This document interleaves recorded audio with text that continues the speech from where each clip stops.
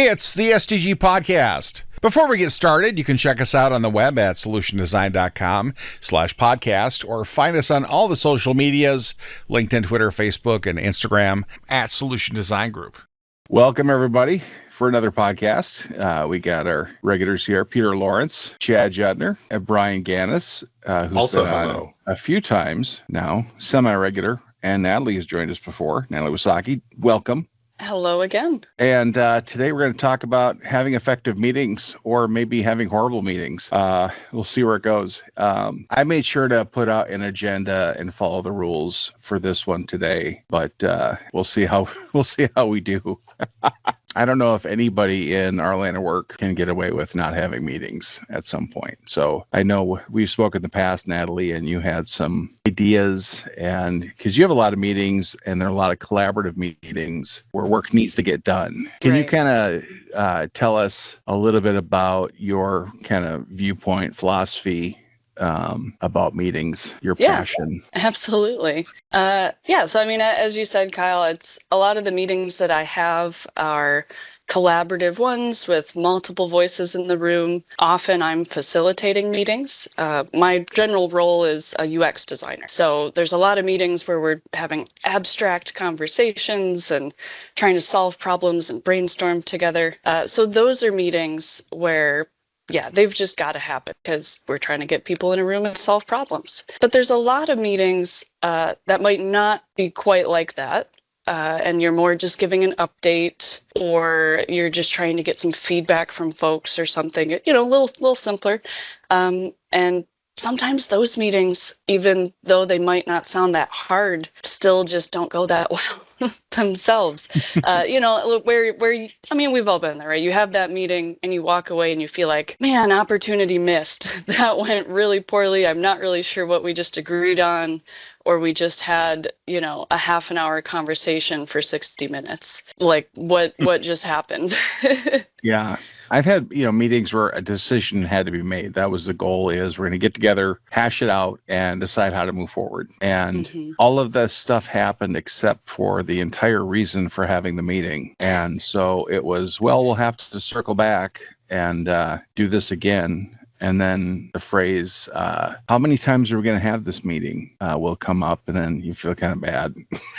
Right. Yeah, Once more. I've had that too. Yes. And I love talking about this just because I kind of love meetings. I love people. I don't know if you can't tell, and being a designer, I love that opportunity to get everyone in the room and accomplish something that we weren't going to be able to accomplish by ourselves, just doing our thing. So to me, it's just when I see these meetings that are like that missed opportunity meeting, it's just such a bummer. And I would love it if everybody could kind of elevate and enjoy meetings more, make the most of them. I appreciate your optimism and your enthusiasm for meetings. But I will ask, let me ask you a question. Is there, especially for like what we're doing right now, like online meetings, Teams meetings, is there a number of people in a meeting that makes it completely, like a complete waste of time? Is it possible to have too many people? What is your number for like the perfect amount of people to have to get together to try to come to a decision? And when does that get to become too many? And it's such a vague question. I've got a number in mind, but I'd be curious to hear what you have to say. 3 different numbers? 3 different numbers, yeah. Okay, yeah, because that's where I was going to start. Is first of all, I would say it depends on the goal and type of the meeting, right? Like sort of a quarterly operational update that's going out to the whole org. I don't know. I guess you kind of, ideally, you're all going to be there and you just have a ton of people. It's just an update. But in a meeting, like we've kind of been talking about, where there's a decision-making process as like the main objective, then I would say thinking about the number of decision makers that you have is kind of the first place to start. You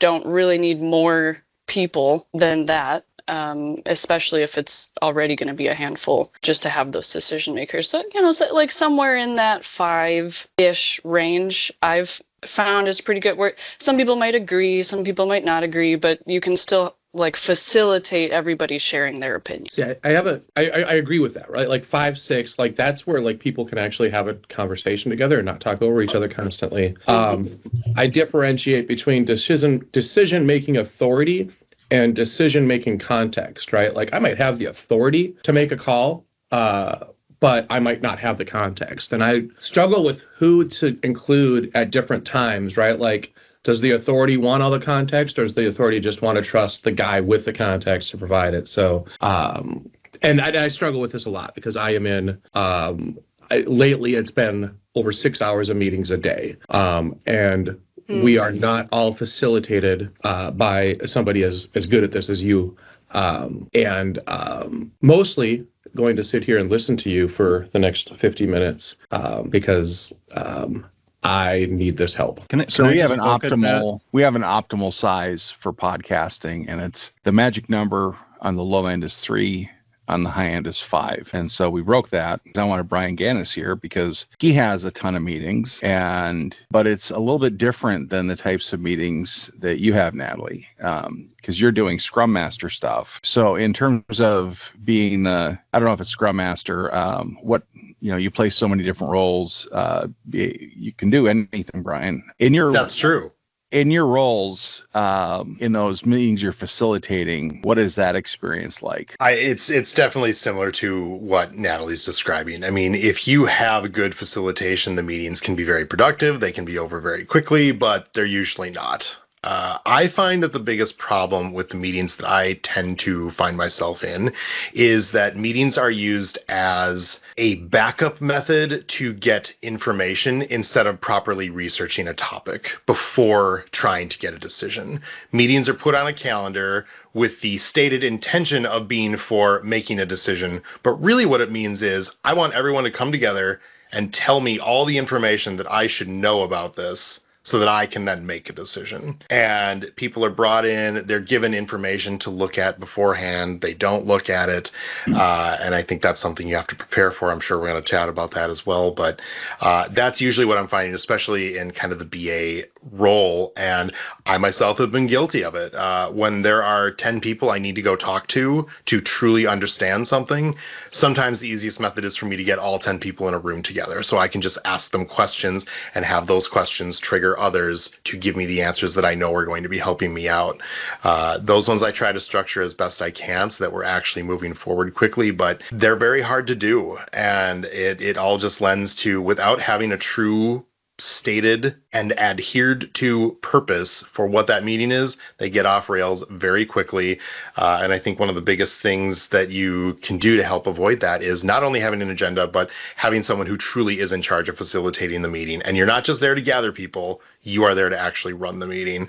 That's the number one thing I've been trying to run, or to execute, I would say, recently in my meetings to try and avoid that problem. But yeah, it's like I said, in general, it's a lot of what Natalie's describing. Yeah, and you guys are talking about sort of like active participants, and I think that's where my third number comes from. Like, you can have 5 active participants and 5 listeners gathering information or getting updates at the same time, as long as they're not all trying to jump in at the same time and push the meeting one way or the other.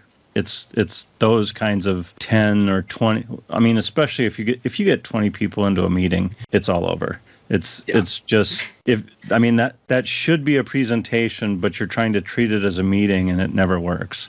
I mean, there are Congress. When the question was asked about how many people, I actually went to a range of 10 to 20 for certain types of ideation sessions. I think having large numbers, you can run effective meetings like that. The main thing you have to then control is ensuring that people aren't just yelling over one another. I think that can be relatively easily done. And one of the standard things that I've seen happen is when you have a large group like that, you break them into smaller groups and have them engage in quick little ideation sessions and then bring everyone together. You know, usually there's a natural representative from each of the groups that starts to emerge and they kind of represent that group in larger conversations. But I think as long as they are controlled, you can have those and still be successful, but they're only for very specific purposes, and making decisions on how to move forward is not one of those purposes. Right. That cannot be an executive call that has to happen. It has to be a brainstorming type of session.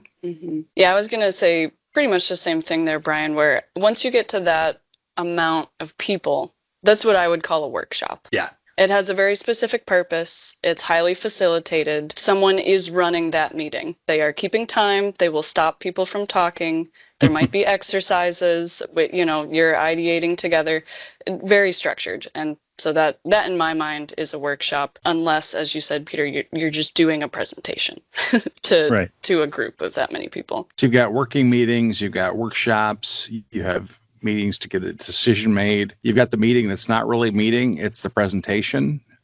So you go there and someone whips out a PowerPoint and talks for an hour and then asks people if there's any questions, and there aren't any, just silence. And then do they read the PowerPoint page by page, item by item? So, some meetings really need facilitation, like workshops, definitely. Would you say there's meetings that need facilitation that don't really get facilitation? The facilitation is you got to invite. Oh, I would say every meeting that isn't the presentation. As someone that likes to run a meeting, I think that's how you make them go well, right? As Brian kind of said, sort of the top 5 things to, help your meetings be more successful. Have an objective, have an agenda that ideally you can send out ahead of time, even if it's a loose one. If your agenda is 2 bullet points, you are off to the races. You are way farther ahead than having nothing. Send those 2 bullet points out ahead of time, right? But so have an objective, have an agenda, consider the attendees, how many and who are they. But then in terms of facilitation, the last 2 really come down to that in my mind, where I would say, concluding with clarity, be it a topic during the meeting or the meeting itself. But I'm a big fan of pausing for a moment to capture a decision or capture a takeaway, especially because a lot of times we're talking about ambiguous, maybe nebulous things. We'll go in a circle, we'll agree on something, and then, half a conversation later, agree that was dumb and it needs to be this other thing. All of that stuff is really valuable when you can pause for a moment and say, okay, so I think I heard this, right? Is this what we all just agreed on? Okay, great. Let me write that down for a second. And then you move through the topics like that. And then at the very end, acknowledging action items and takeaways, and bonus points if you send that out afterwards, I guess. I'll be honest, I often don't, but I do always talk about it at the end of the meeting. So-and-so is going to go do this and that and this, and we're going to schedule this other meeting, or we're done, good job, whatever that may be. So it's kind of the beginning, middle, end right there. I think one of the important things that you just said is the agenda. I have so many on mind. I've actually taken this tip from somebody else at STG. I just don't, unless there's an agenda, I've stopped going, right? Which is a kind of a thing that I can do in my role, and I've said this ahead of time, right? Like, hey, send me an agenda. Let me know. If I don't need to be there, I can send somebody in my place. But goodness gracious, if it's just, like you said, an ambiguous something where there's 30 people on, I'm not, I want to make sure, we're consultants, we bill by the hour. I want to make sure that if I'm going to be charging my client money for my time, that I'm actually going to be contributing to something, right? And not just occupying space and running up a tab, right? Like that's not what I want to do for myself, and it's not what I want to do for a client, right? Like, right. I think we're all self-aware enough, like we want to provide the best value for our clients that we can. So when I know that there's no agenda, when there's no like goal, right, I just won't show up. I'll make better use of my time for my clients' dollars. I also I really, really, really love when the facilitator, I love it when the follow-up comes at the end, right? Because sometimes you think you all got to a point, right? And then when you see somebody write it all down, you're like, oh God, no, my gosh, Jesus, they got to a point the minute I was looking up Twins news on my telephone. I lost focus for like 5 seconds and lost the script. So I love it when there's a record after the fact. And I think we were actually just talking about this, right, on our internally on our AI channel. Like if there's AI tools that can help do some of this for us. Facilitate those, yeah. Yeah, like the post-meeting notes. And I think they're going to get there, right? Like right now we get transcripts, but we don't get like real intelligence to the transcripts. But I do love that, right? Like it helps me, for a guy that's in so many of these, oftentimes like later on in the evening after I've walked my dog, like I'll pull out my laptop and I'll look and I'll review, okay, like here's everything that today, here's what's going to set me up for tomorrow. Cool. And I'll see meeting notes of like, oh God, I never said that. Did I say that? What did I sign up for? Right. Yeah, no, you're absolutely right. That's sending the follow-up is highly recommended. Absolutely. If you can get in the good habit of doing it. I think one of the things that I've often personally experienced is I will resist the idea of being that person who takes down the notes and sends the follow-up because I don't want to get pigeonholed into always having to be the note taker. And it is an incredibly frustrating experience, especially when you're also responsible for facilitating the meeting. But one of the problems that I have often run into is once that person has volunteered to be note taker for a meeting, they get voluntold to do it for the rest of the meeting. It becomes their job. Yes, and it is not a pleasant experience, especially when you are dealing with concepts you may not understand very well, and you're trying to keep up with those notes and truly translate what everyone is saying. And that's something I really think people need to be aware of, is that it's a response until we get those tools that can do it for us. We need those AI tools now. We do need them now. We needed them 20 years ago. I almost feel like that is, asking someone to be the note taker is because that's something you're going to be focusing on and listening to everybody else, and it's going to take you out of the game. Yes. And it's like, hey, will you take notes because you're not really as important to this meeting as the rest of us are? And then you're the permanent note taker. And I think the transcripts, but when you're in the room together, are you going to turn a tape recorder on and have it do the transcript for you? I can see that happening. Yeah, it's a good idea. I'd appreciate AI tools that. Are here. Yeah. Because that's where I'm sort of two minds. Like I'm with you, Brian, in that I don't love being pigeonholed into the note taker. Maybe I might be lying. I do enjoy taking notes, but part of that is because it's hard to trust other people's notes sometimes, because I will be perfectly honest. I've had some poor experiences in the past where, culturally, if everyone's open to it and you just try to rotate that role, right? And you say, hey, for this meeting, can you take notes? Or for this meeting, can you take notes? Even if you get over that hurdle, sometimes I've still had those meetings where the person whose job it was to take notes just didn't do a great job, or they wrote down the decision from the beginning of the circular conversation and not the decision at the end of the conversation that said, no, actually forget everything we said 10 minutes ago. That was all dumb. This is the real takeaway. If they skip that one and only write the first one, well, they actually just inverted the whole point of the meeting. And so for someone like Chad to go back and maybe read those notes at the end of the day later, he just read a completely incorrect meeting, which in my mind is like that starts spiraling into oh no, I can't let that happen. I have to take the notes. So like being able to trust people or trust a tool to help do that, I think might help free a lot of type A people. Yeah, and that's why you never talk to the police. They're taking notes. They're humans. They get things wrong. Be careful. Chad, you had your hand up earlier. Yeah, I just heard somebody say, I like taking notes. I wanted to, what? I've never heard that before in my life. And God bless you if that is truly the case. Oh yeah, I had cut out for a little bit there, but I'm back. You were just asking me to explain the I enjoy taking notes part. Yes, is that really a thing? Yeah, well, so I think it's the comfort. If I have to, as you sort of help me therapy through that statement for a moment, I think it's the whole rest of what I attached there that is part of why I like it, because I feel like I can trust that, yep, I captured what I wanted to capture and there's enough detail there, but not all the unnecessary stuff that we don't need or whatever. So I think I enjoy having that comfort and control of just trusting the notes afterwards. So let me ask this question. Chad, do you never take notes? Your own notes? No, I do. I do. And for me, it's two things. One, it's a lot of what Natalie's talking about, right? I want to have notes because I trust myself a little bit better than I trust everybody else, and I need to see those. So it's not that I don't always do it, but if it's something that's really going to impact me or my team, then yeah, I will take meticulous notes and request that the meeting be recorded, and then make sure afterwards to review what I wrote down is what everybody actually says is the case, because depending on the project or the situation you're in, the consequences for me of getting some things wrong are severe sometimes, Costly, right? Yeah. Incredibly costly. So I want to make sure, and just like she said, like I trust myself and my context and my agenda. Right.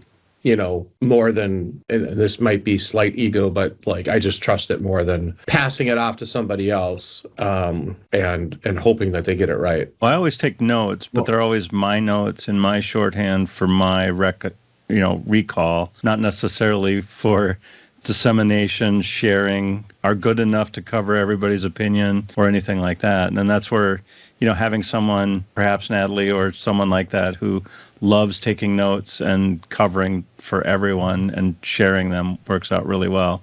Whoever's doing that job. I've had several PMs in the old traditional days that were exceptional note takers. They would also drive the meeting, but they would take notes and cover decisions and things like that, and send it to everybody, and you'd go, yep, no, yep, and then you could make corrections. Hey, I want to ask a quick follow-up, and I don't want this to become a whole talk about note-taking, but are you still a pen and paper person, or do you type it into OneNote? See, that's where I'm at.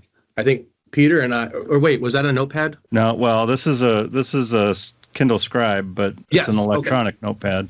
I finally went there, and I love it. The iPad plus the Apple Pencil has finally gotten to the point for me where it's good enough and there's not enough lag where like I could take notes in there, and it can understand my handwriting somehow.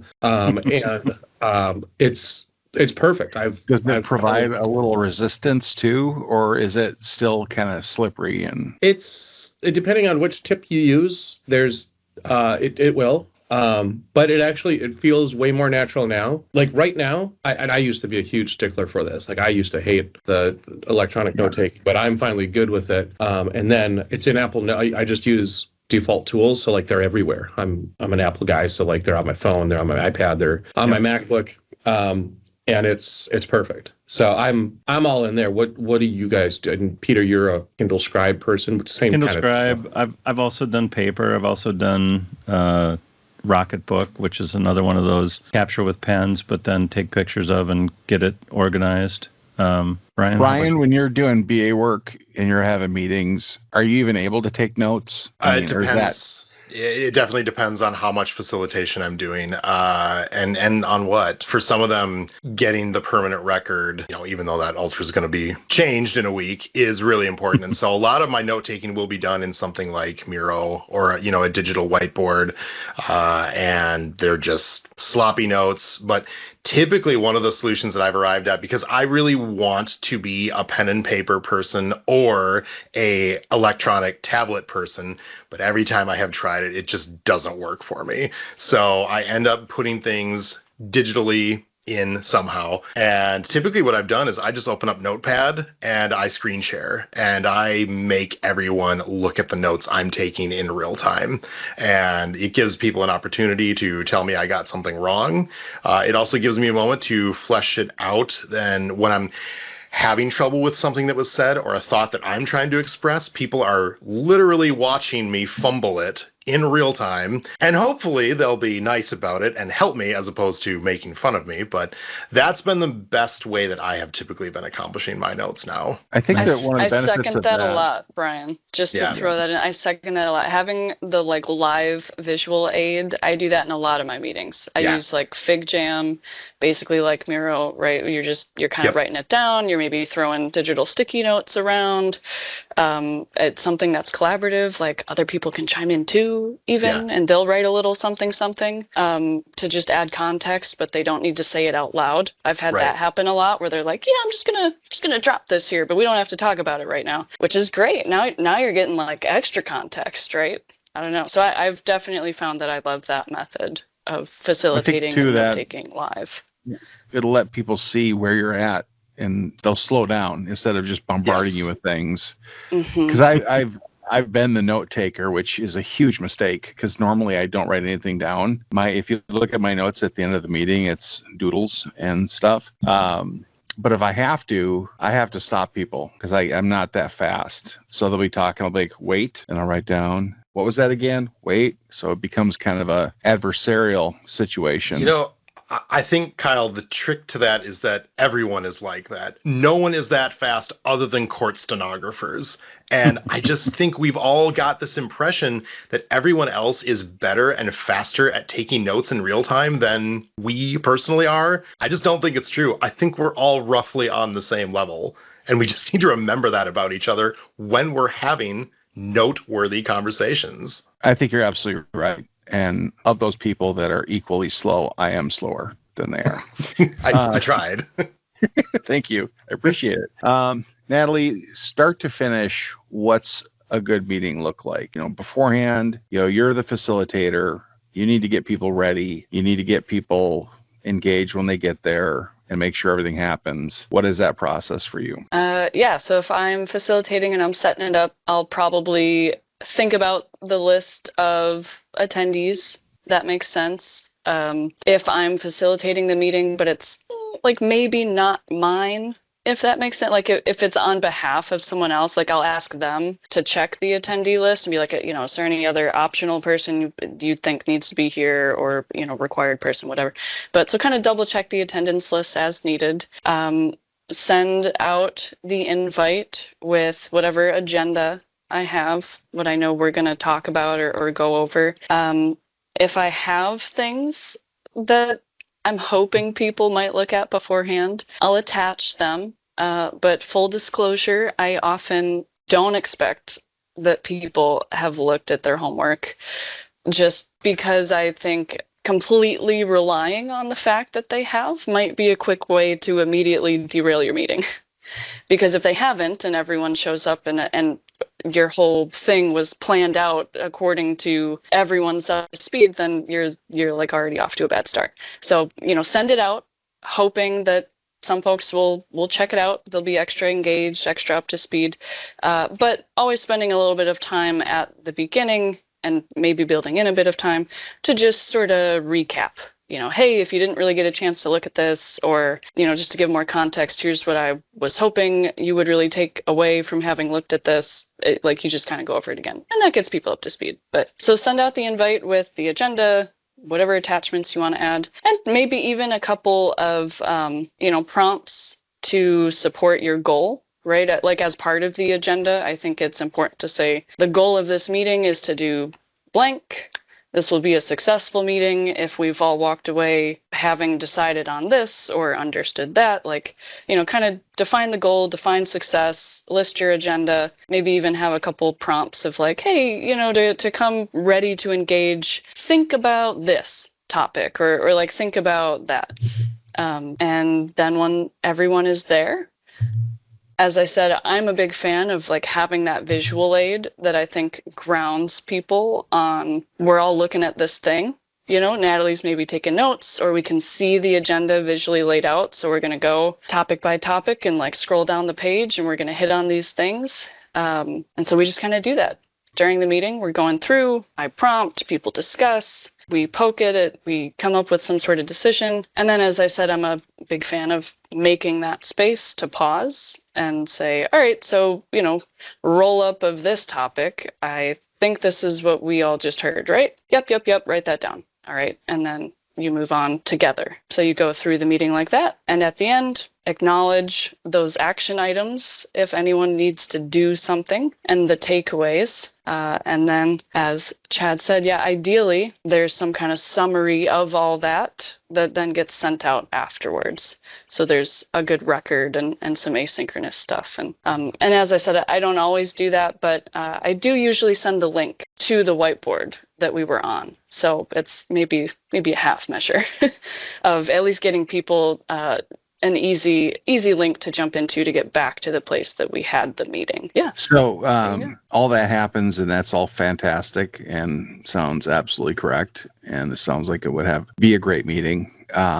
If I show up, I will derail it. I will I'll start cracking jokes. And so what do you do with someone like that? How do you handle like the communication that's happening within the meeting and keep it on track? Good question. So facilitation is definitely like an art with a bit of science as its foundation, I think. Knowing that people do like to share and participate, right? Have you ever had that experience where, I mean, I think I do this all the time, honestly, where someone will ask like, oh yeah, did that make sense? Did I get it all? Anything you want to add, Natalie? I'll be like, no, I don't think so, other than, and then I say pretty much the exact same thing that the person had just, like almost just because you feel the need to contribute. So like everyone kind of does that, right? One thing as a personal tip, and then I'll get to your question about managing other people, but for myself, trying to manage myself, something I like to do, I think this came from a comedian, maybe if he was the original source, but this little 3-question triage for yourself to say, does it need to be said, whatever it is you think you're about to add? Does it need to be said by me, or is someone else like more equipped to say this? Should I wait, but see if someone else says this? And does it need to be... Did you say something before that? Because you froze a little bit, and I want to make sure we capture all of it. Yeah, I know it's getting a little stuttery, but does it need to be said? Does it need to be said by me? And does it need to be said by me now? Or is it something I could say later or after the fact or not in this meeting, right? So just like trying to ask myself those 3 little questions in my head before I just start talking is a good way to curb some of that extra stuff. And it helps make room for other people to contribute, if you're a long-winded person like myself, making room for other people. No idea what that's like. I was going to say, how do you stop Kyle? But yeah, so like facilitating other people, just general tips is, I think, not being afraid to step in, right? If you're kind of working with someone that just never leaves a breath and they just keep filling space and there's no natural pause, right? That can be a really hard, like, ooh, how do I break in on this person's rhythm without kind of like rudely interrupting them? If you're the facilitator, that is your job, in my opinion, sort of full stop, right? If you're running the meeting, no one else will do it but you, because no one else really has that role. That's your role to step in. So you just politely, oh, hey, Kyle, yeah, I definitely hear what you're saying. I think I've got that down in the notes, but I do want to be mindful of time. We've got a few other topics that we really need to hit. So I'm going to move us along just to facilitate the conversation here. But if we, need to circle back on more of this topic, like you can talk to me after the meeting or something, right? So it's just you step in, you politely wield your facilitator hat and say, I'm going to move us forward because the agenda requires it of us. Yeah, there's a lot to cover. We'd love to hear, joke time, but we really got to get through it. I've been told in advance of meetings, it's important stuff. And could you just not be yourself for an hour? Just dial it back. I did it. It was hard, but I made it. I think we need to talk about the, now, Chad, you had mentioned not attending if there's no agenda. And I remember that, hearing that from Jeff Bezos had put out a thing about meetings, and it was, if there's no agenda, you don't have to show up, and no one's allowed to use PowerPoint. I know you have some feelings about PowerPoint. Yes. I'm as anti-PowerPoint as one can get. I believe it is an abused tool that once served a mighty purpose that no longer does. It has become a crutch for people who refuse to work on their skills in regard to how to facilitate a meeting. A lot of this was based around one of my absolute favorite college professors who taught my public speaking class, and she held incredibly rigid rules on what we were allowed to do with PowerPoint. And I follow those rules to this day. One of them is the very simple one of, if I put text on a screen, I will not just sit there and then read you the text. I may put very quick bullet points as references to help both myself and my audience connect with what I am saying verbally, but the text is there merely as a placeholder for a larger verbal point. So no reading, just straight off of that. And then the other big one that I have often executed is present information on a slide, talk about that information. Then the next slide you move to is a blank slide. It's a black screen that does not draw visual attention away from the people in your meeting anymore. It brings it back to me, the speaker, which is where I want that attention drawn. Those are the two biggest ones that we had to follow. And like I said, I have brought that however long ago I was in that class. every year that I have had to run a meeting, prepare a presentation, whatever I've been doing, I have followed those rules as much as possible. And it makes a difference. It holds people's attention better. You don't hear this could have been an email type complaints from people. It makes a really, really big difference. And we all need to follow this to some degree, at least, especially the first point. I've actually stopped using PowerPoint when I have the choice. There's a tool called IA Presenter. It's like it is a presentation, but you write your presentations basically in Markdown with a couple other things, and it tries to help you enforce exactly what you're talking about, Brian. Mm-hmm. I do the same thing. I mean, if you've ever attended one of the AI meetings, it's just 3 slides, right? Like the intro. And they all have a very particular style to them, right? Like some kind of fun picture on the face of it. Never, ever, ever use like office clip art unless it's the series that Will Ferrell did as a joke. And then it's almost always one word sentence, like one word ideas. Yep. And then a blank, but I don't leave it blank, but it's, here's another picture, right? So picture.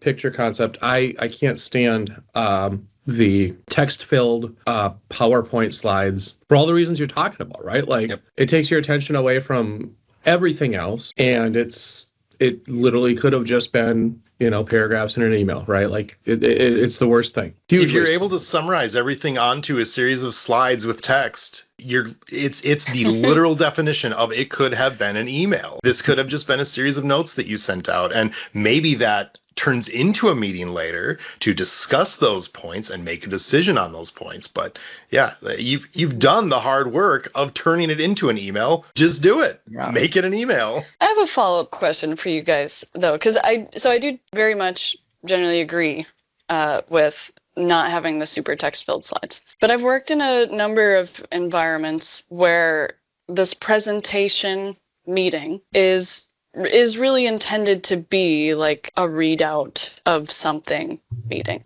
And so now you might argue that, well, the premise is invalid. Just don't make it a meeting, make it an email. But let's say we are going to have that meeting because folks just want to get together in the room for that presentation.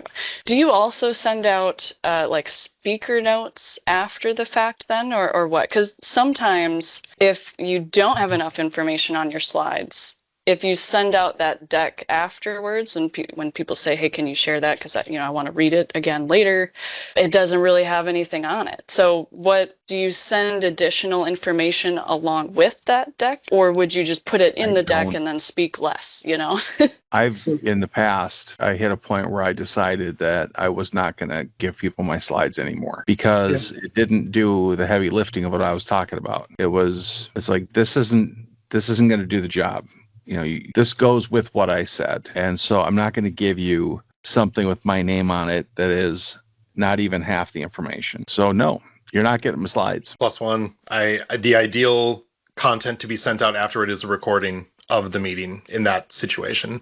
I suspect that the people who organize the SDG big event have probably been frustrated with me because we try to get PowerPoints from all the presenters, and mine, taken without the context of what I'm saying, are garbage. They are a bunch of meaningless slides that offer zero context unless you were there to hear what I had to say about them. And I don't offer my speaker notes because otherwise it feels like I've defeated the purpose. Then in that case, I should have just written out a white paper on whatever I planned on talking about and sent that out to people instead to read at their leisure. Mildly different take. And this goes back to, not to talk about tools too much, but the tool that I mentioned, that IA Presenter, actually has functionality specifically around notes, right? So like, as you're presenting, right, the audience sees one thing. I've actually got a different view. I kind of like PowerPoints, they got the little notes part at the bottom. Yeah, I present front and center. And like that's supposed to be the speaker's context. And then afterwards it will you just right click and say like send my notes out, right? And it's useful if you've got something like you're saying now, like if you've got something prepared, like our own internal like quarterly reviews, right? Kind of neat to see those numbers, but maybe I don't need to see them in PowerPoint format. I follow along a little bit better if we don't go to a slide and then all the information is there all at once, right? I like the hit a button, show something on a slide, and then things pop up one at a time. Right? That's kind of cool. I mean, at least it holds my attention a little bit more than seeing a slide and then reading everything. Because otherwise, everybody reads the slide first at the same time when it shows up on the screen, right? Right, while you're talking. Yeah, and I'm super impatient. So like I'm in my head, I'll read it fast and I'll be like, all right, get there quicker, right? Like now I feel like I'm wasting, 30 seconds waiting for you to catch up to where I read to. So can I tell you? Oh, sorry, finish your thought there. I was going to say, can I tell you something though from what you're saying? I've done that a number of times that I guess I don't know how it worked out for everyone else, but I feel like it worked out well for me in that I would prepare a slide deck that has like 50 slides in it, because it's like, yep, here's a couple of things, or here I'm going to talk about each thing in the slides build. And there's just like different states of the slides. And then I do send out the slides or like the PDF of the slides afterwards, but I send them the condensed version, where a slide that maybe took 7 clicks to build, and so in my thing that was 7 slides, in the PDF it's just the 1, and so they could scroll through the presentation to see just the text-filled slides, but I didn't present it that way. I found that kills a lot of your prep time for your meeting. You're trying to make a nice looking slide deck and some cool images and things like that, and all of a sudden, 2 hours of your time has been crafting this thing, and that's 2 hours you could have been refining what you were going to say and delivering a better version of your presentation. Yeah, I think having a couple slides, if you have key information that people need to look at, are useful in a meeting. 50 slides in a meeting, then it's a presentation. And that's fine. I mean, some things you have to just transfer information into people's heads and then give them an opportunity to ask questions. So I think an in-person thing like that is still a value. I'd like to know that ahead of time. Like, am I going just to listen to this thing? Because I've gone to some things where it's, the format is kind of a group discussion situation, and it's a person giving a presentation for an hour. And I usually don't see those anymore. Those are pretty rare for me. As we wind down, we got 10 minutes left. I think I just said my parting thoughts. We can go around the horn. Brian, parting thoughts? Just that recently at the client I'm currently assigned, I've started becoming very rigid on some of the very specific meeting rules that I'll be following. Some of them are, we start on time. If you're late, you're late. That's not my problem anymore. And I don't know, it's been met with some mixed success, but I'm going to keep doing it because it's not my job to teach you how to be there at 9 a.m. And I would encourage anybody listening that has to deal with that, break all those rules. Just hammer him. I'm kidding, of course. Culture is tough to overcome sometimes, especially show up late to meetings culture. That is a tough one. Though it ought not to be, especially with the online remote meetings that we're doing. You're just clicking on a button. You're not walking across campus or anything like that anymore. You're just clicking a button. You should be there on time. All right. Yeah. I'll keep going with this. No, let me just run as long as I'm laying it out there. Short as possible. You do not need to extend the meeting just because to fill the time. You're not giving time back. You're just cutting it short. You're making it the right length. As much information as you can give out beforehand to facilitate a discussion. But if you're doing a presentation, then nothing, because you're going to present it all in the meeting anyway. So that's me. I kind of what I said earlier. I mean, just be conscious of, especially as consultants, I'm really keyed up about the amount of money these meetings cost our clients, right? So like I see a meeting, there's 25 people in there and there's 3 people talking, like 3 people collaborating. Call it out. Start calling it out, right? Because it depending on the environment you're in, that stuff just gets this momentum behind it, and it happens more and more. And you should really be, as a consultant, in my mind, right? I could be completely wrong. I've seen that be effective, Chad, where people like this, looking around, this meeting costs us $10,000. Is this really where we wanted to spend that money, or something like that? People know the math. But call it out, make it known. And don't show up without an agenda, and really be fair about how you're spending. I mean, because by you attending, you are spending our clients' money. Be fair to yourself and to them about those situations, right? Like it would be easy for me to shut off my brain and just bill 30 hours a week just sitting in meetings that I don't need to be in.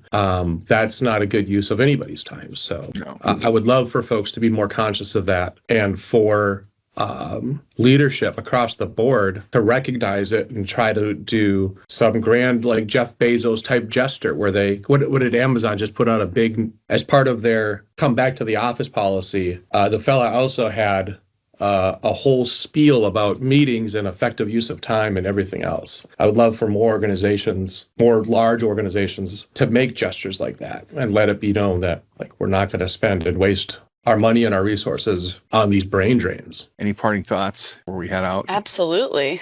Yeah, I'd love to highlight just how cultural this is, like from what all three of you said there, and we spent a lot of time during this conversation getting kind of tactical about some of the like note-taking stuff and the how to actually do the meeting thing, but the cultural aspect of trying to get people in a place where they don't have expectations for meetings to be wasteful, like that they expect meetings to be productive and meaningful connection with other people and collaboration with other people. There's a concept in design that I'm sure applies in a lot of other places as well, but generally we try to reduce the amount of clutter on an interface.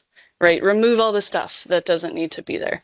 And that's actually a two birds with one stone thing, because what it does is while you remove the clutter, it also leaves the stuff that's there and makes it more important. Then it stands out more just because it's what's left.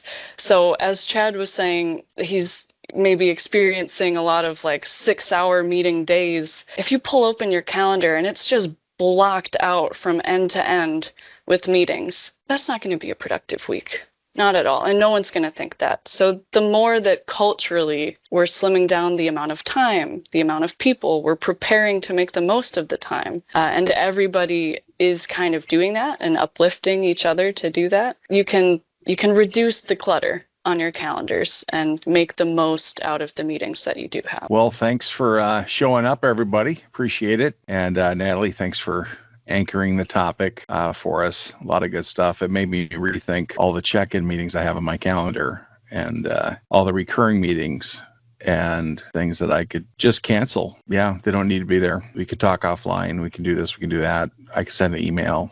That does bother me that the thing that came out of our lockdown remote world was having to schedule all of these check-in meetings to make sure you talk to somebody. And that's what I like about working out of the office. I work out of the office every day, and you can see, Peter, that I'm at my home, so I just lied. I try to work out of the office every day, and so I get a lot of that check-in stuff happening naturally now, so that's really nice. Let's say goodbye, everybody. Goodbye. Goodbye, everybody. Bye. Goodbye. Solution Design Group is a digital product consultancy in Minneapolis. Check us out on the web at solutiondesign.com or look for us on Facebook, Twitter, LinkedIn, and Instagram at Solution Design Group.